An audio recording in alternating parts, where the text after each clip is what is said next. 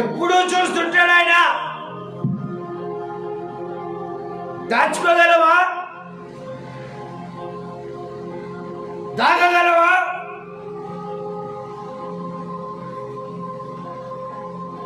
చూడకుండా ఉండే దేవుడు కాదు ఆయన, చూస్తున్నాడు. రండి వెళ్దాం. కీర్తన ముగిస్తున్నాను. కొన్ని మాటలు చెప్పి ముగిస్తాను. దేవునికి మహిమ కలుగునుగాక. హల్లెలూయా.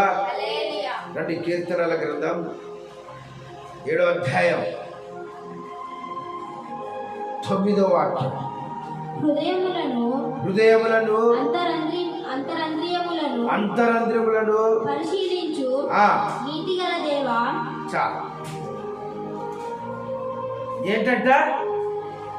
హృదయమును అంతరంద్రియములను పరిశీలిస్తాడంట.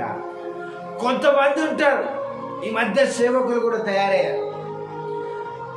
పైన తెల్ల బట్టలు, లోపల తెల్ల తోలు, కానీ మనస్సు మాత్రం నల్లగా ఉంటుంది. ఏంటంటే ఎర్రగా కూడా కాదు, వారి మనస్సు నల్లగా ఉంటుంది. పైన వారి డ్రెస్ కోడ్ ఆ తోల్లాగా పైన నటన చేస్తారు. ఇంకొంతమంది ఉంటారు, తెల్ల బట్టలు వేస్తారు, నల్ల తోలు ఉంటుంది, లోపల హృదయం మాత్రం కమిలిపోయి ఉంటుంది. ఏంటంటే కమిలిపోయి ఉంటుంది. నల్లగా దానికంటే ఇంకా ఘోరమైన వారి మనస్సు ఎప్పుడు ఇతరులను కష్టపెడదామనే, ఇతరులను దప్పి పడుద్దామనే. ఏ దేవుడు చూడట్లేదా నిన్ను? ఆలోచన చేయి, జాగ్రత్త. ఎదుటి వాడి గురించి మాట్లాడేటప్పుడు ఆలోచన చేసి మాట్లాడు. వాడు కన్నీరు గార్చి దేవుని దగ్గర అడిగాడు అనుకో, నీ సేవ పతనం అవుతుంది. నువ్వు సేవకును అయితే, నువ్వు విశ్వాసం అయితే నీ విశ్వాసి జీవితం నష్టపోతావు.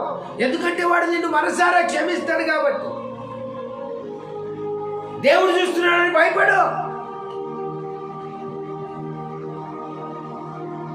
నువ్వు ప్రవక్తమైనా, సేవకునివైనా, విశ్వాసమైనా, ఎవరివైనా ఎదుటి వాడిని బాధ పెడితే, అతను నిన్ను మనసారా క్షమించి కన్నీరు గారిస్తే